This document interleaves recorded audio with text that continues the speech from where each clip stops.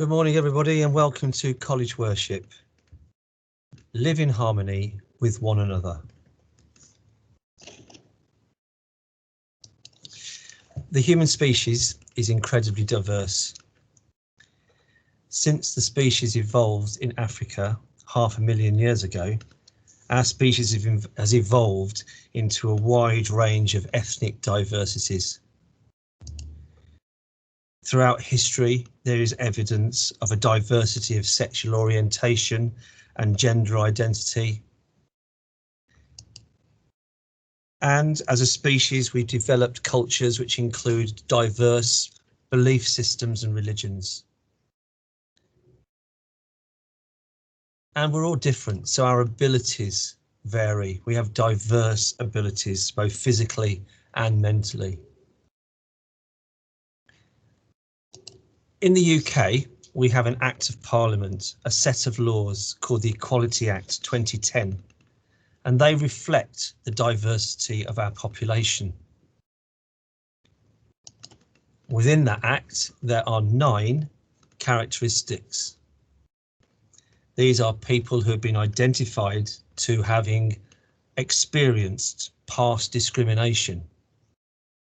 The law says that treating these people poorly because of their sex or maybe their disability or their sexual orientation or their ethnicity, for example, this is unacceptable in our society. In some other parts of the world and at other times in history, people do not or have had not the same protection of these laws. This is Albrecht Becker. He lived in a place and a time where diversity was not valued by his government, and he had no protection under the law.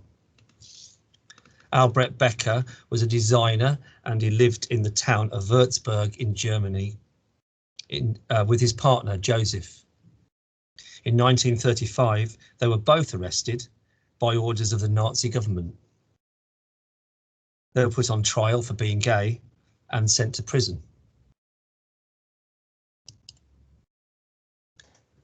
The little boy in the middle with his elder sister is Manfred Bernhardt. Manfred was born with a disability known as water on the brain, and he had epilepsy. And in 1942, against his loving parents' wishes, Manfred was sent to a children's care home.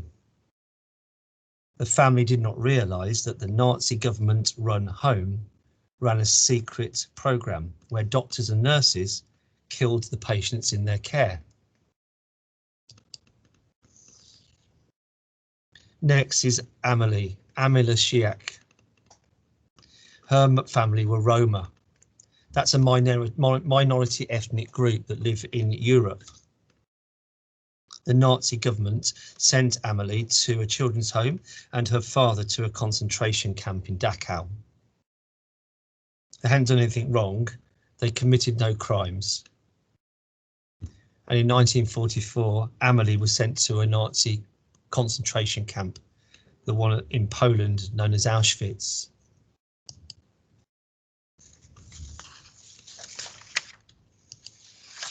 So Albrecht, well, he was imprisoned by LGBT-phobic Nazis for being, in their words, antisocial. Bernhard, he was murdered by disableist Nazis for being, in their words, unworthy of life.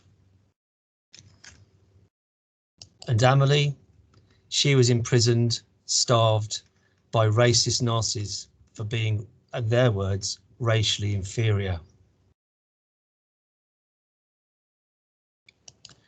Now, back in January, we have in the UK something called Holocaust Memorial Day. We didn't celebrate it or mark it or commemorate it this year because we were in lockdown. Austria have a similar day. It was last week.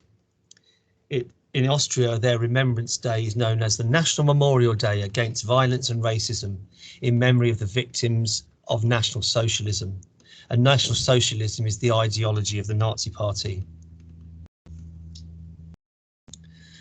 The theme of this year's Memorial Day in Austria was Was hat das mit uns zu tun?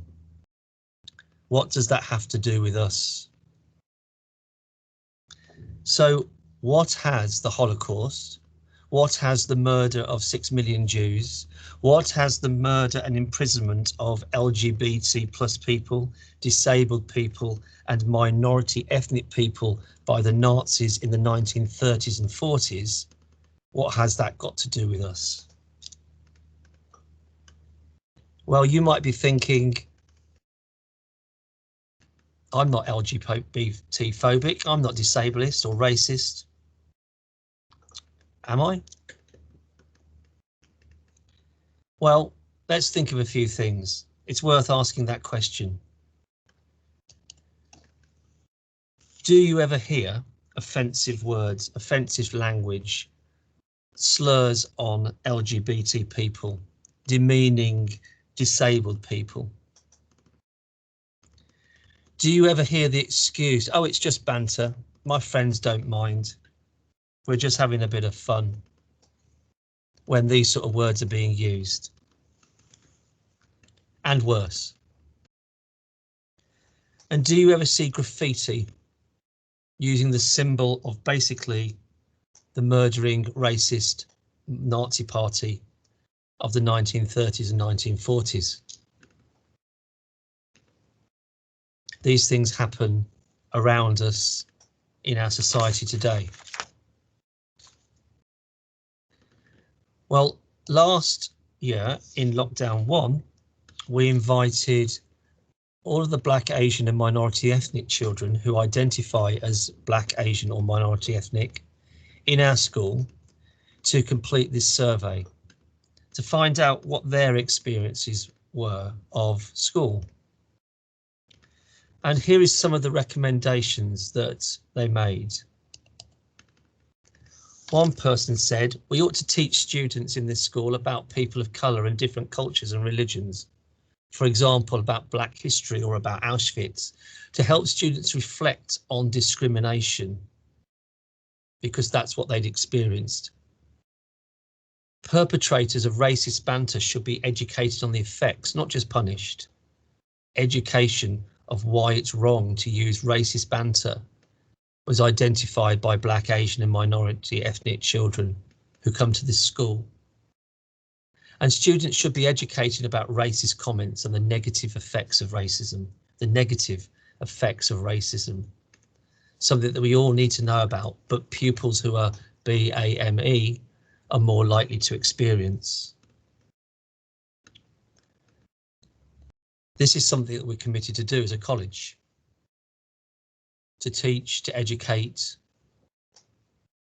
about the negative effects of racism, racist banter, and the experiences of Black, Asian and minority ethnic people.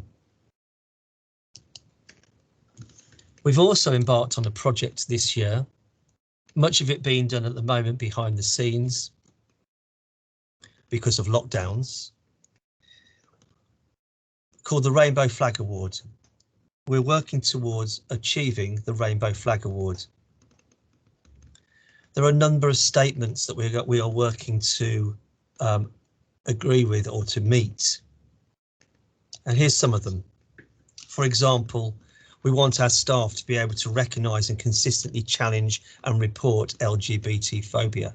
We want staff to use the correct, appropriate language when talking to LGBT plus pupils about their identity. We want LGBT people to be identified positively across the curriculum. And anybody that is exploring or expressing their gender or sexuality should feel supported to do so within the school.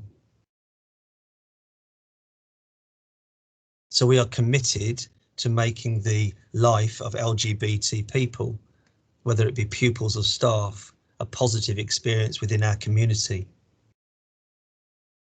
So let's just reflect for a moment. When we're reflecting and praying, perhaps we could just think about the Austrian memorial slogan. What does this have to do with us? So to improve the lives of others, could I carefully think about the use of language I use? so that I don't have a negative effect on women, disabled people and LGBT people, and on Black, Asian and minority ethnic people? And could I refuse to accept racism, to challenge it, to report it, and not just accept it as okay? So if you'd like to join me, please pray. We remember with sadness the millions of people murdered during the Holocaust. We remember people who even today will be targeted because of their identity. And through our prayers and actions, help us to live in harmony with each other, so that light may banish all darkness, love will prevail over hate, and good will triumph over evil. Amen. Thank you for listening. I hope you have a good day.